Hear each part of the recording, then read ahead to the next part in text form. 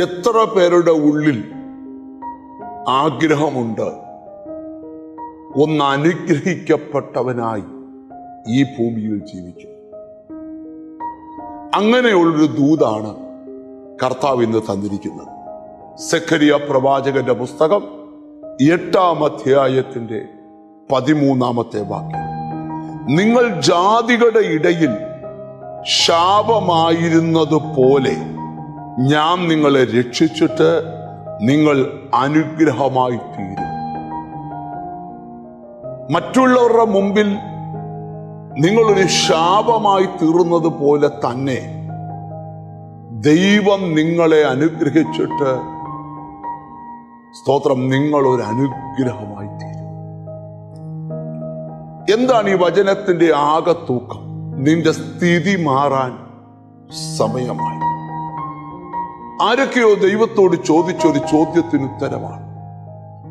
രക്ഷപ്പെടാൻ എത്ര കൊതിച്ചിട്ടും രക്ഷപ്പെടാൻ കഴിയാതെ കാട്ടുവള്ളി വൃക്ഷത്തെ വരിഞ്ഞു മുറുക്കുന്നത് പോലെ ആ വൃക്ഷത്തിന്റെ ഓജസ്സിനെയും തേജസ്സിനെയും ഊറ്റിക്കുടിച്ച് ഒത്തിരി ഫലവും ഇലയും കായ്ക്കേണ്ട ആ മരത്തെ ഒരിലയും ഒരു ഫലവും ഇല്ലാതെ കാട്ടുവള്ളികൾ വരിഞ്ഞു മുറുക്കി, സ്തോത്രം, ഒരു വൃക്ഷം എന്ന് വേണേ പറയാവുന്ന രീതിയിൽ മാത്രം നിർത്തി ബാക്കിയുള്ള എല്ലാ അനുഗ്രഹങ്ങളെയും വരിഞ്ഞു മുറുക്കുന്ന അനുഭവത്തിൽ നിൽക്കുന്നത് പോലെ ചില കുടുംബങ്ങളെ വല്ലാതെ ശാപം വരിഞ്ഞു മുറുക്കുകയാണ്.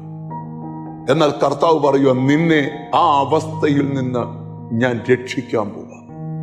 യെശയ്യാ പ്രവചനം 59-ാം അധ്യായത്തിലെ വചനം മറക്കരുത്. രക്ഷിപ്പാൻ കഴിയാതെ വണ്ണം യഹോവയുടെ കൈ കുറുകിയിട്ടില്ല, കേൾപ്പാൻ കഴിയാതെ വണ്ണം അവന്റെ ചെവി മന്ദമായിട്ടില്ല. എന്നെ ശ്രദ്ധിക്കുന്ന അമ്മ പ്രിയപ്പെട്ടവരോട് ഞാൻ പറയാം, ഈ ദിവസങ്ങളിൽ നിന്റെ കുടുംബത്തിന്റെ ശാപത്തെ മാറ്റി ദൈവം നിന്നെ രക്ഷിക്കാൻ പോവുകയാണ്.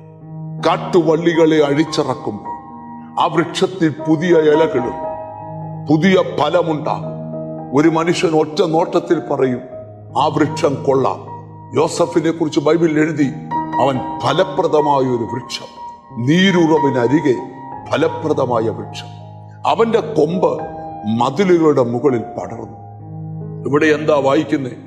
നിന്റെ ശാപങ്ങളിൽ നിന്ന് രക്ഷിച്ച് നീ ദേശത്ത് എങ്ങനെ ശാപമായോ അതേപോലെ നിന്റെ ദേശത്ത് ദൈവം ഒരു അനുഗ്രഹമാക്കി വെക്കാൻ പോകും.